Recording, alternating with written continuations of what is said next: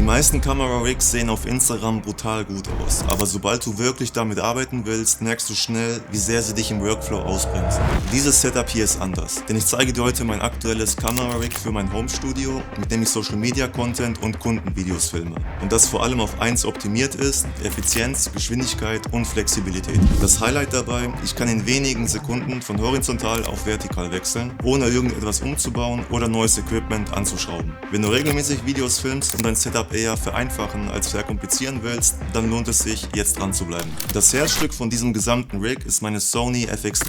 Das ist meine Hauptkamera für Social Media Content und gleichzeitig auch für Kundenvideos, weil sie für meinen Anwendungsbereich einfach extrem zuverlässig ist. Du hast ein sehr kompaktes Gehäuse, aber intern trotzdem echtes Cinema-Feeling. Mit Dual Base ISO, starkem Autofokus und vor allem einer Kamera, die dir bei längeren Aufnahmen nicht einfach abschmiert. Gerade wenn du zu Hause drehst oder mehrere Takes am Stück aufnimmst, ist das ein riesiger Vorteil, weil du dich komplett auf den Inhalt konzentrieren kannst und nicht ständig die Kamera im Blick behalten musst. Ein Punkt, der massiv unterschätzt wird, ist das Thema Speicherkarten und Datentransfer. Ich nutze die Lexa Professional Gold Series CF Express Typ A mit 160 GB und bin vor ein paar Monaten bewusst von SD-Karten umgestiegen. Der größte Unterschied zeigt sich nicht einmal beim Film selbst, sondern danach, wenn du dein Material auf dem Rechner ziehst. Mit dem passenden Lexa Kartenleser schaffe ich Übertragungsgeschwindigkeiten von bis zu 900 MB pro Sekunde, was bedeutet, dass komplette Shoots mit 10 bis 30 GB innerhalb von wenigen Sekunden übertragen sind. Gerade wenn du viel Content produzierst oder mehrere Projekte pro Woche schneidest, spart dir das unfassbar viel Zeit und hält deinen Workflow konstant flüssig. Auf der FX3 sitzt bei mir fast immer das Sony 16-35mm G Master 2.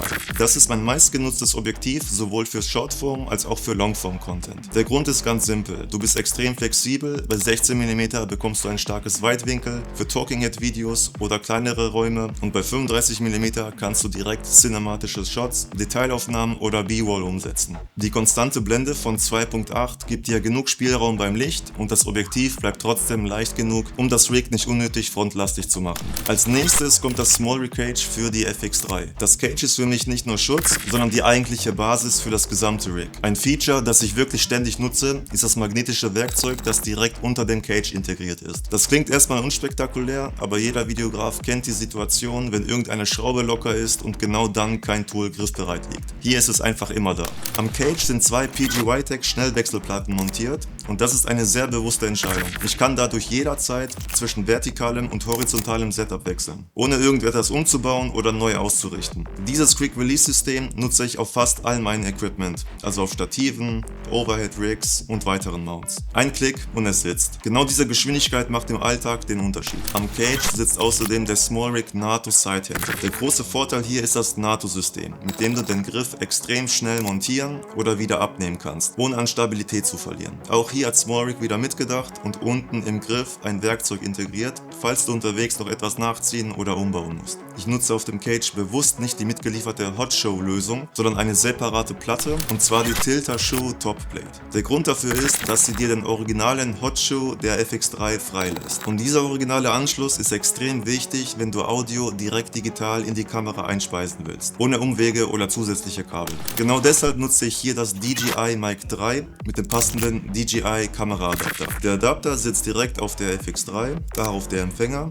und du kannst Wireless Audio direkt in der Kamera aufnehmen. Kein zusätzliches Audiokabel, kein externes Recording und insgesamt ein deutlich aufgeräumteres Rig. Für mich persönlich einer der größten Workflow-Vorteile in diesem Setup. Am Sidehandle ist dann der Tilta Mini Magic Arm montiert. Der ist klein, leicht und genau stabil genug für einen kompakten Monitor. Viele Magic Arms sind unnötig groß oder kompliziert. Dieses hier lässt sich direkt per 1/4 Zoll Gewinde befestigen und ist in Sekunden einsatzbereit. Oben auf dem Arm sitzt der Atomos Shinobi 2 und gerade für Indoor-Setups und Home-Produktionen ist das für mich der ideale Monitor. Er ist sehr farbakkurat und gibt dir eine verlässliche Referenz beim Filmen, sodass du im Color Grading später deutlich mehr Kontrolle hast und wirklich das Maximum aus deinem Material herausholen kannst. Ich betreibe ihn mit Wildrox Akkus, die bei mir locker 1 bis 2 Stunden durchhalten.